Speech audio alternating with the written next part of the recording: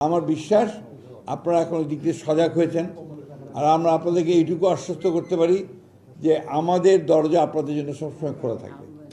আমার বাসার দরজা বলেন, অফিসের দরজা বলেন, সবসময় খোলা থাকবে।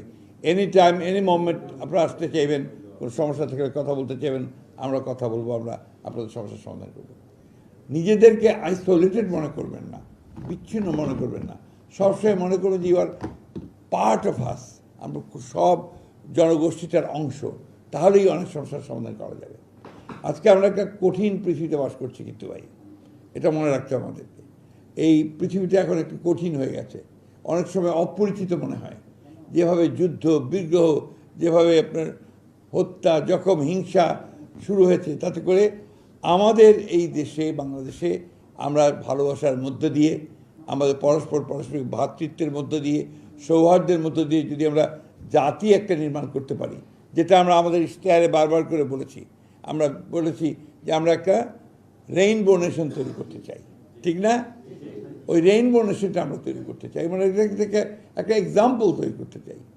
এই বিষয়গুলো আমাদেরকে সবসময় মাথায় রাখতে হবে। আমরা যদি এটা করতে পারি, আপনাদের কালচার খুব রিচ কালচার। আমি তো কয়েকটা জায়গায় ময়মনসিংহ গেছি, আপনাদের এখানকার কয়েকটা প্রোগ্রামে গেছি, আপনাদের গানটা এখন যেটা শুনলাম, এটা এত মিষ্টি গান। তো এই বিষয়গুলো যদি আমরা সকলের সামনে তুলে ধরতে পারি, তাহলে আমরা নিঃসন্দেহে আপনাদের যে একটা আইডেন্টিটি, যে কথা দাদা বললেন, আপনাদের যে একটা স্বকীয়তা আছে, সেটা আমরা প্রমাণ করতে সক্ষম হব। আমি আজকে আর বক্তব্য বাড়াবো না, এরপরে হচ্ছে কাজ, আমরা সেই কাজ শুরু করব।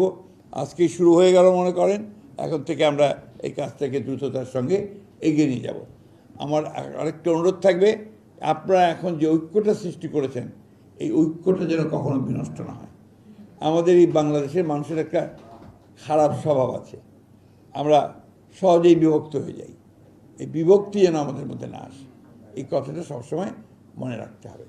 এবং আমি বিশ্বাস করি আপনারা সবচেয়ে সহজ সরল মানুষ।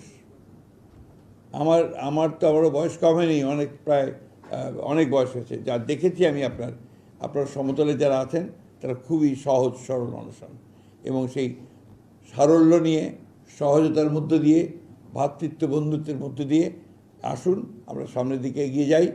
আমরা পেছনে তাকাবো না, সামনের দিকে আগাবো, ঠিক আছে?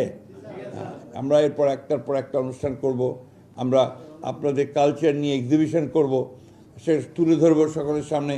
সেখানে সম্ভব হলে আমরা আমাদের প্রধানমন্ত্রীকে নিয়ে যাব।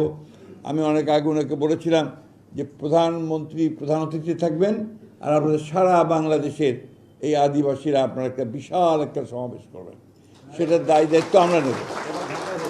সে ঢাকায় হবে, টাইম করবো এটা। এখন তো ধরেন বর্ষা আসতেছে, তো আবার একটু শীত আসুক, আমরা আশা করি যে ধরেন সেপ্টেম্বর, অক্টোবর, নভেম্বরের দিকে করা যাবে। আমরা এর আগে একটা প্রোগ্রামও নিয়েছিলাম, মনে আছে আপনার? তো সেটা বিভিন্ন কারণে হয়নি। এইবার আমরা সেটাকে সফল করব। প্রয়োজনে সেটা চীন মৈত্রী সমিতিতে করব, অথবা আপনার সারওয়ার্দী উদ্যানে করব, যেখানে আমাদের জন্য সুবিধা হবে, সে জায়গায় আমরা করব। বাট আমরা এটা করব এই বছরেই।